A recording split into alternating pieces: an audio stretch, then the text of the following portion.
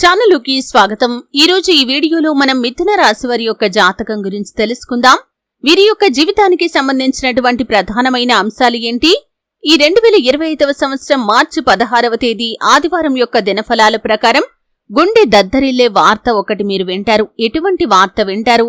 అలాగే ఎటువంటి అనుకూల ఎటువంటి ప్రతికూల ఫలితాలు ఈ మార్చి 16వ తేదీ ఆదివారం యొక్క దినఫలాల్లో మిథున రాశి వారికి కనిపిస్తున్నాయి. ఈ పూర్తి అంశాలు అన్ని కూడా ఈ రోజు ఈ వీడియోలో శ్రీ వారాహిదేవి జ్యోతిష్యాలయం పండిత్ పవన్ నంబూదిరి కేరళ తాంత్రిక్ గురువు గారు నంబర్ 1 వశీకరణ స్పెషలిస్ట్. విద్య, ఉద్యోగం, వ్యాపారం, పెళ్లి, ఆరోగ్యం, నాగదోషం, సంతానం, రాజకీయం, వామాచార దోషం, భార్యాభర్తల మధ్య గొడవలు, అత్తకోడల మధ్య గొడవలు, ప్రేమించి మోసపోవటం, స్త్రీ పురుషుల వశీకరణం, ధనం నిలబడలేకపోవటం, ఇటువంటి మీ ఏ సమస్యలకైనా 24 గంటల్లో పరిష్కారం లభించును. సంప్రదించాల్సిన ఫోన్ నంబర్ 9043637512. వివరంగా తెలుసుకుందాం.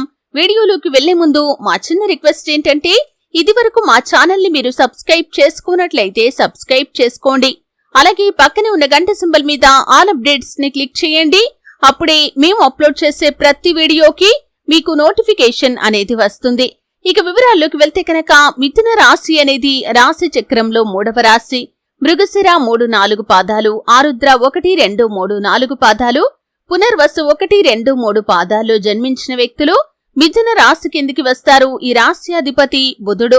ముందుగా వీరి యొక్క వ్యక్తిత్వాన్ని మనం గమనిస్తే కనుక మిథున రాశి వారు హాస్యప్రియులు.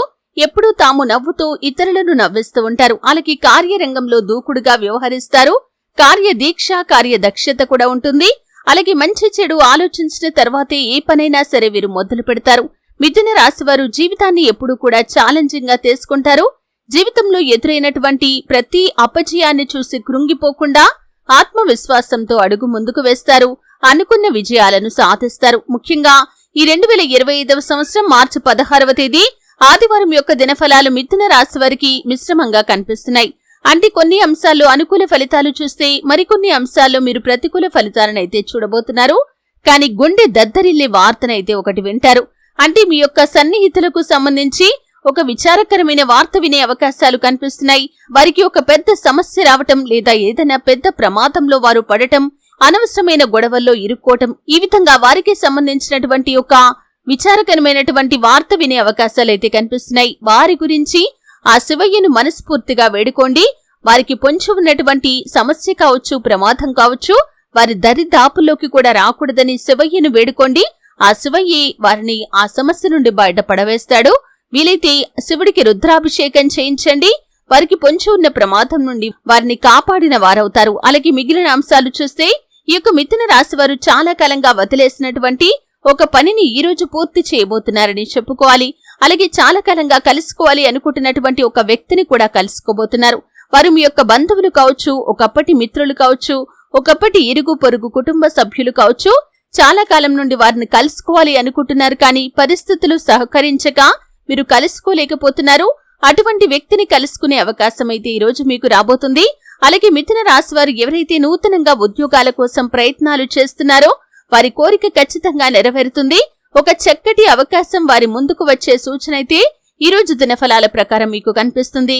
అలాగే మిథున రాశి వారి యొక్క జాతకం ప్రకారం ఎవరైతే ఉద్యోగస్తులు ప్రమోషన్ల కోసం, ఆర్థిక పెరుగుదల కోసం చాలా కాలంగా నిరీక్షిస్తున్న వారు ఉన్నారో ఖచ్చితంగా దానికి సంబంధించినటువంటి శుభవార్తను కూడా ఈ రోజు వినబోతున్నారు.